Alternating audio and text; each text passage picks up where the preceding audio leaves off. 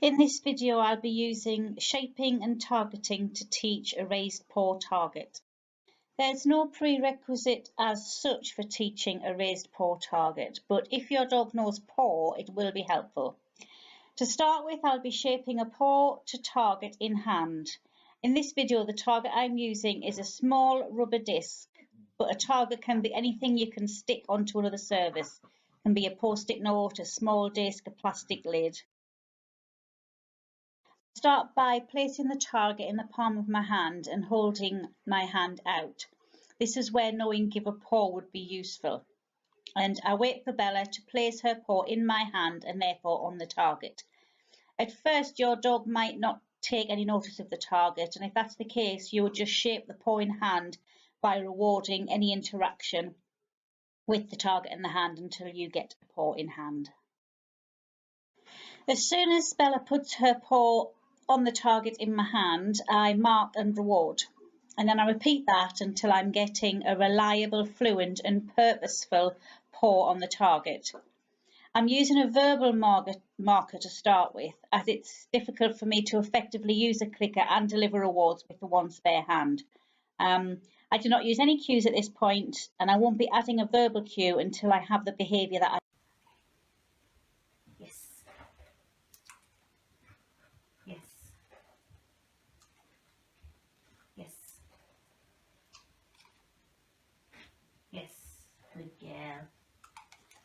Once you have a fluent and purposeful paw on target, the next step is to add height.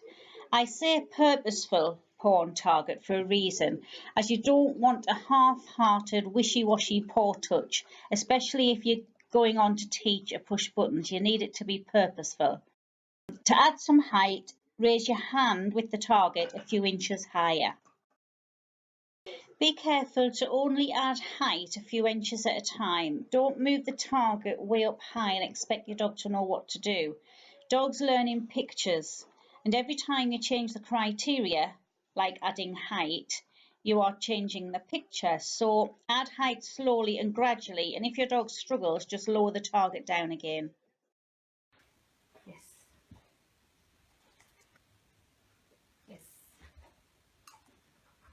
Yes, good girl. Yes.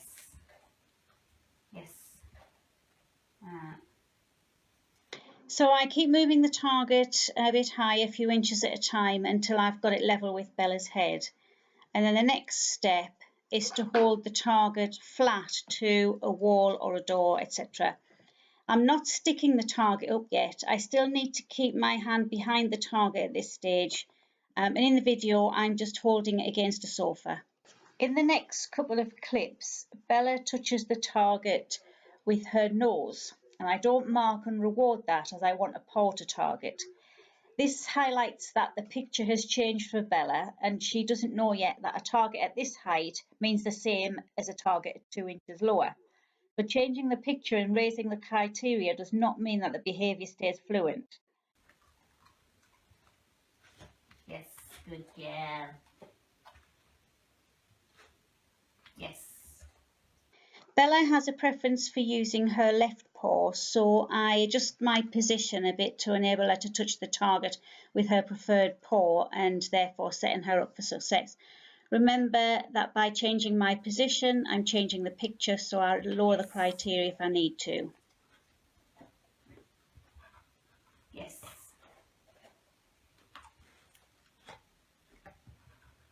Yes. Yes. Yes. So I raise the target higher and place and stick it on a wall or something similar like a door. And remember to place it at a height that's achievable for your dog. I'm also now using the clickers because I've got both hands free now.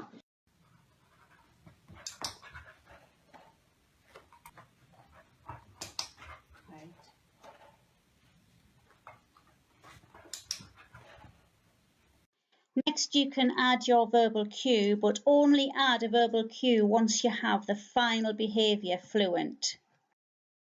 The verbal cue I use for pushing a button is literally just push. So to add a verbal cue, you say your cue push before you give any visual or hand signal, because you may have been pointing to the target up until now.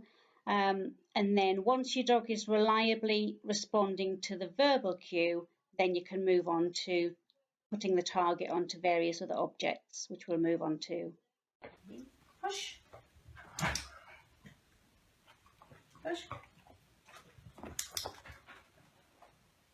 Push. Push. Push. Push. You can proof the behaviour further by moving the target to different locations and different heights, different walls. Remember to set up for success and take a step back if needed when you're raising the criteria. And remember, increase criteria distance or distractions only when the dog is fluent at the previous level. Once you are at the stage where your dog will push the target on cue and in different locations with different distractions, you can start work on transferring the behaviour, the push, onto different objects like light switches, lift buttons, automatic door buttons, and so on. When transferring the behaviour, though, to anything new, remember to lower the criteria to start with if you need to. A quick example of how I would transfer the behaviour to something else like a light switch. I would stick the target onto the light switch and then ask Bella for a push. Repeat that several times and then remove the target and ask for a push again. And if Bella doesn't push the light switch, I would just go back to doing repetitions with the target stuck still on. Here in the video, Bella is switching the lights on and off. Ready? Go push lights. Yeah. Push. And pushing an automatic door plate to open an automatic door.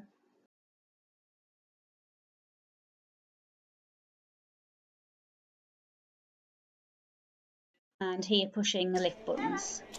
Push. Push. Yes. Go. Push. Yes. Push. Yes. Go. A quick note about position.